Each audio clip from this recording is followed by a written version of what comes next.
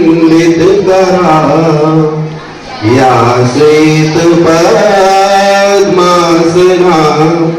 या ब्रह्माच्युत शंकर प्रभृति देवै सदा वंदिता, सा मां पातु सरस्वती भगवती, निशेष जाड्यापहा, निशेष जाड्यापहा।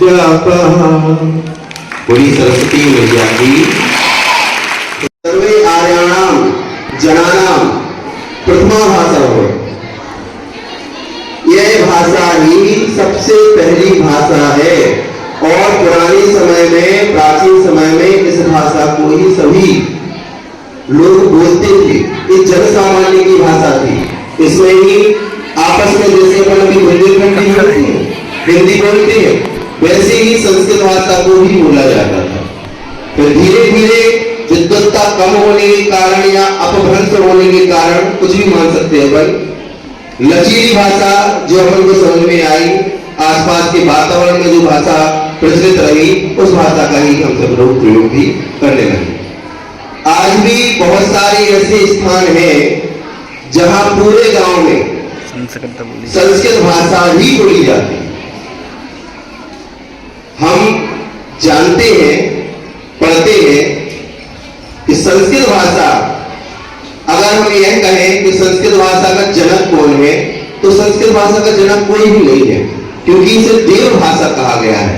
और देव भाषा का मतलब यह है कि अनादि निधन है, ना इसका कोई जन्म हुआ, ना इसका कभी अंत हुआ। कहां से प्रारंभ हुआ, कहां अंत होगा, इसका कोई भी भरोसा नहीं है, क्योंकि देवताओं की भाषा रही है। और उस समय पर जब जन सामान्य में यह भाषा प्रचलित थी, तो उसकी विद्वत्ता भी दिखाई देती है। हम वेदों को पढ़ते हैं, वेदों के बारे में जानते हैं, जो कि कृष्ण द्वैपायन वेद व्यास जी ने वेदों को विभाजित किया, अलग अलग किया, 4 भागों में उसको विभाजित कर दिया। उपनिषद के बारे में बताया, पुराणों के बारे में बताया। जब इस भाषा के बारे में हम परिचय लेते हैं या परिचय करते हैं, तो एक बहुमान होता है कि हम इस भाषा को, इस संस्कृत भाषा को पढ़ने वाले हैं, जो कि पुराने समय में इतनी प्रचलित रही है। ऐसी भाषा को हम आज भी बहुत सरल तरीके से, सहज तरीके से इसको पढ़ रहे हैं। और हमें इस भाषा को पढ़ते हुए बहुमान होना चाहिए और अपने आप में एक सम्मान होना चाहिए कि हम इस भाषा को पढ़ रहे हैं। ये किसी समुदाय विशेष की भाषा नहीं है। हमने अपने मन में भ्रांति बना ली है।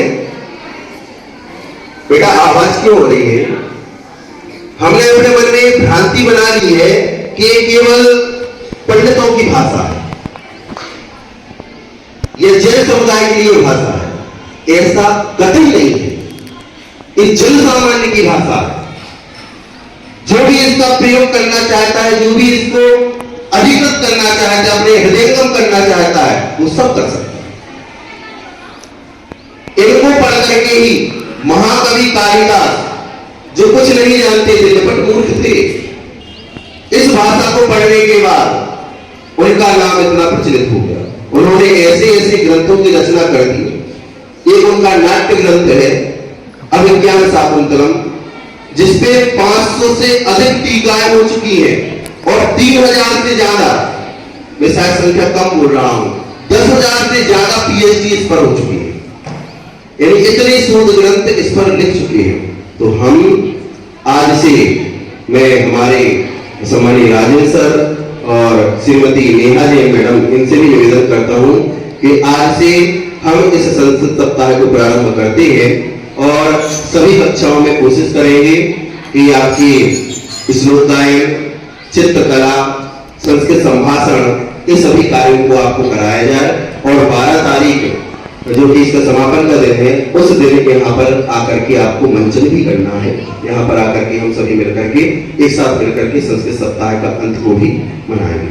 मैं सम्माननीय प्राचार्य सर से निवेदन करता हूँ कि वह भी आज के सप्ताह की प्रारंभ पर कुछ संस्कृत सप्ताह का शुभारंभ होने जा रहा है। इस अवसर पर हम विद्यालय में कार्यरत संस्कृत की शिक्षक सम्मानीय मनोज सर, राजेंद्र सर और नेहा मैम, इनका स्वागत करना चाहते हैं कि आप लोग संस्कृत भाषा के साथ साथ संस्कृत का प्रचार कर रहे हैं, संस्कृत पढ़ा रहे हैं। अपना एक ऐसा विद्यालय है जिसमें सर्वाधिक बच्चे संस्कृत विषय से ही हैं। अन्य स्कूलों में तो संस्कृत 11वीं में दी नहीं जाती है, लेकिन अपने यहाँ सबसे ज्यादा प्रेरित किया जाता है कि आप संस्कृत भाषा लें। संस्कृत भाषा का बहुत महत्व है, ये देवभाषा है और इसी भाषा से हिंदी भाषा का विकास हुआ है। आप सभी का बहुत बहुत धन्यवाद।